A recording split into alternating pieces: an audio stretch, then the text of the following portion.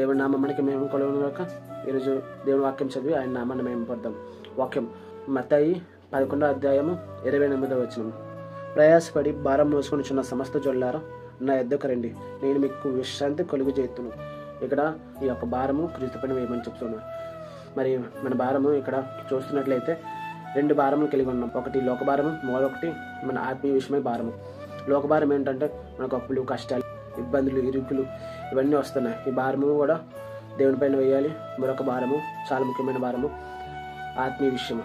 ఆత్మీయతలో పాపం చేయవారుగాను, పాపములు ఉంటూ, బంధకాలలో ఉంటూ, శోధించబడుతూ ఆ శోధన పైన జయించలేకపోతున్నాం కదా, ఆ భారం కూడా క్రీస్తు పైన వేస్తున్నట్లయితే ఆయన మనకి విశ్రాంతి కొలిచేస్తానంట. ఇప్పుడే క్రీస్తుకు స్నేహితులుగాను పరలోక రాజ్యానికి వారసులుగా ఉండి మన భారం ఆయన పైన వేసి మన విశ్రాంతికి అనగా ఆయన విశ్రాంతి కొలిచేస్తున్నారు కదా, ఆ విశ్రాంతిలో ప్రవేశించి ఆయన నామాన్ని మేము పొందుతాం.